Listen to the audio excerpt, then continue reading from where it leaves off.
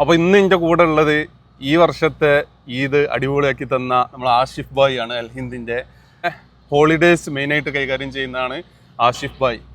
ആഷിഫ് ഭായ് എത്ര വർഷമായിട്ട് ഈ ഫീൽഡിൽ? ആക്ച്വലി ഞാൻ മൊത്തം ടോട്ടലി ഈ ഹോളിഡേ ഫീൽഡിൽ 3 വർഷമായിട്ടുണ്ട്. 3 വർഷം അൽ ഹിന്ദിൽ തന്നെയാണോ? അല്ല, അൽ ഹിന്ദിൽ ഞാനിപ്പോൾ 1 വർഷത്തോളമായി. അപ്പോൾ എങ്ങനെയുണ്ട് പിന്നെ ഹോളിഡേയ്സിൽ ഓരോ ഫാമിലിനായിട്ട്? ഇപ്പം നമ്മൾ ഈ പോകുന്ന ട്രിപ്പ് അടിപൊളിയായിരുന്നു. ഏകദേശം 32 മെമ്പേഴ്സ് ഉണ്ട്, 5-8 ഫാമിലീസ് ആയിട്ട്. അപ്പൊ ഇവരൊക്കെ ഒരുമിച്ച് എങ്ങനെ നിങ്ങൾ മെയിൻറ്റെയിൻ ചെയ്യണേ? അതായത് ഞാൻ ഓരോ ട്രിപ്പ് പോകുന്നതിന് മുമ്പ് ഞാൻ എൻ്റെ ഫാമിലി ആയിട്ട് പോകുന്ന ഒരു ഫീലാണ്. ആ ഒരു എക്സൈറ്റ്മെന്റോട് കൂടിയാണ് ഞാൻ എൻ്റെ ട്രിപ്പുകൾ സ്റ്റാർട്ട് ചെയ്യുക. അപ്പൊ തിരിച്ചെത്തുന്നവരെയും ഞാൻ ആ ഫാമിലിനേക്കാളും കൂടുതൽ എക്സൈറ്റ്മെന്റ് എനിക്കായിരിക്കും. അപ്പൊ അതുകൊണ്ട് തന്നെ ആ എക്സൈറ്റ്മെന്റ് ഞാൻ ഷെയർ ചെയ്ത് കൊടുക്കും. പിന്നെ തിരിച്ചു വരുമ്പോൾ ഞങ്ങളൊരു വലിയൊരു സിങ്ക് ആയിരിക്കും ആ ഗ്രൂപ്പ്.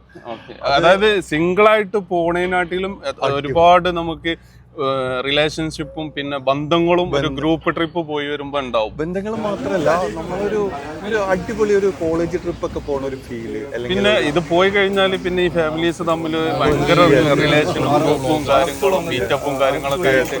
കാരണം ഞാൻ ഇതിന് മുന്നേ പോയിട്ടുണ്ട് വേറൊരു ട്രാൻസ്പോർട്ട്, അതും ഇതുപോലെ അടിപൊളിയായിരുന്നു. ഒരുപാട് കണക്ഷൻസ് ഇത് കൂടെ പല ഫീൽഡിലുള്ള ആളുകളുമായിട്ട് ഒരുപാട് കണക്ഷൻസ് കിട്ടും. എനിക്ക് വേറൊരു ക്വസ്റ്റ്യൻ എന്ന് വെച്ച് കഴിഞ്ഞാൽ, നിങ്ങൾ ഇത്രയും ഇപ്പോൾ ഈ ഈദോളിയുടെ 2 രാജ്യം നമ്മൾ ബ്രൂണയും തായ്ലൻഡും, അതായത് 2 ദിവസം ബ്രൂണയിലും 4 ദിവസം തായ്ലൻഡിലും, അതായത് ഇത്രയും ചെറിയ പൈസക്ക് എങ്ങനെ നിങ്ങൾക്ക് ഇത് ഒക്കുന്നത്, നിങ്ങൾക്ക് മുതലാകുന്നത്? കാരണം ഇപ്പം നമ്മൾ പട്ടായയിലാട്ടെ അല്ലെങ്കിൽ ബ്രൂണയിൽ റാഡിസൺ ബ്ലൂ ഹോട്ടല്, അതുപോലെ നമ്മൾ ഇപ്പോൾ ബാങ്കോക്കിൽ നിൽക്കുന്നത് 5 സ്റ്റാർ ലെവലിലുള്ള അത്രയും ഫെസിലിറ്റി, അത്രയും എക്സ്പെൻസീവ് ആയ ഹോട്ടലാണ് നിങ്ങൾ കൊടുക്കുന്നത്. അപ്പോൾ അത് നിങ്ങൾക്ക് എങ്ങനെയാണ് അത് നിങ്ങൾക്ക് ഇത്രയും ചെറിയ പൈസ കൊടുക്കാൻ പറ്റുന്നത്? ഈ ട്രിപ്പ് ഇട്ട് ഈ പ്രൈസ് പലരോടും പറയുമ്പോൾ നിങ്ങൾക്ക് ഈ പ്രൈസിൽ നിങ്ങൾ ഹോട്ടലൊക്കെ വളരെ മോശമായിരിക്കുമോ, അങ്ങനെയുള്ള പല പല ക്വസ്റ്റ്യൻസ് ഉണ്ടായിരുന്നു.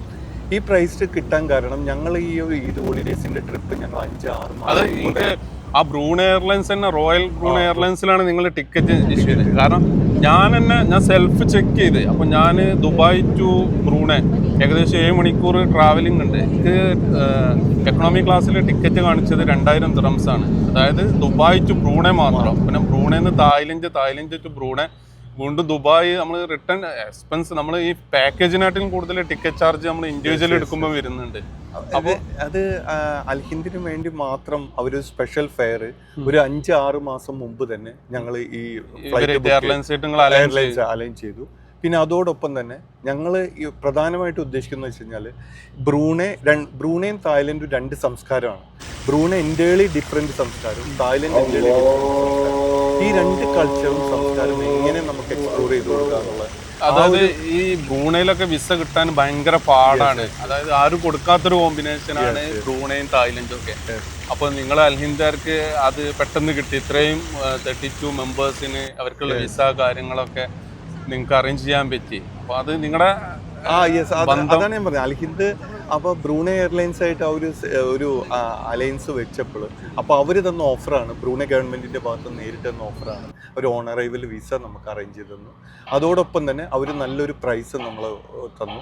പിന്നെ ഞങ്ങൾ പ്രധാനമായിട്ടും ഇതിന്റെ ഒരു പ്രോഫിറ്റ് അല്ലെങ്കിൽ ആ കൺസേണിന് മേലെ ഈ 2 കൺട്രി എങ്ങനെ എക്സ്പ്ലോർ ചെയ്ത് കൊടുക്കാം എന്നുള്ളത്. അപ്പോൾ ഇനി ഇപ്പോൾ യാത്രകൾ ചെയ്യാൻ ഒരുപാട് ആളുകൾക്ക് താല്പര്യം ഉണ്ടാവും, ഒരുപാട് ഫാമിലീസിന്.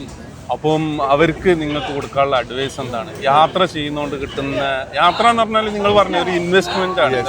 നമ്മൾ പൈസന്റെ വിഷയമല്ല, നമുക്ക് ഒരുപാട് മെമ്മറീസ്, ഒരുപാട് കാര്യങ്ങൾ നമുക്ക് യാത്രയിൽ കാണാൻ പറ്റും. എക്സ്പീരിയൻസ് അനുസരിച്ചിട്ട് നമ്മൾ ഓരോ ട്രിപ്പുകൾ കഴിഞ്ഞ് തിരിച്ചു വരുമ്പോഴും നമുക്ക് പുതിയ പുതിയ തോട്ട്സ്, പുതിയ എനർജി, അത് നിങ്ങൾക്ക് തീർച്ചയായും നിങ്ങൾക്ക് ആ ട്രിപ്പ് കഴിഞ്ഞ് വരുമ്പോൾ നിങ്ങൾക്ക് ഉണ്ടായിരിക്കും. ട്രിപ്പുകൾ എപ്പോഴും ഒരു ഇൻവെസ്റ്റ്മെൻ്റ് ആയിട്ട് കണക്കാക്കിയാൽ മതി. കാരണം നമ്മൾ ഓരോ സ്ഥലങ്ങളിൽ വരുമ്പോൾ അവിടുത്തെ ഈ സന്തോഷ് ജോർജ് സാറ് പറഞ്ഞ പോലെ തന്നെ അവിടുത്തെ ഓരോരോ അനുഭവങ്ങൾ, അവിടുത്തെ ഓരോരോ കാര്യങ്ങൾ നമ്മുടെ ജീവിതത്തിൽ നമ്മളത് ഉൾക്കൊണ്ട് കഴിഞ്ഞാൽ നമുക്ക് പുതിയ മാറ്റങ്ങൾ നമുക്ക് യാത്രകൾ എന്ന് പറഞ്ഞു കഴിഞ്ഞാൽ ഒഴുകുന്ന വെള്ളം പോലെയാണ്. അതായത് നമ്മളെ മൈൻഡിൽ എത്ര സ്ട്രെസ്സും കാര്യങ്ങളും ഉണ്ടെങ്കിലും ഒരു യാത്ര പോയി കഴിഞ്ഞാൽ നമ്മളെല്ലാം റിഫ്രഷ്മെന്റ് എല്ലാം ഫ്രഷ് ആവും അല്ലേ?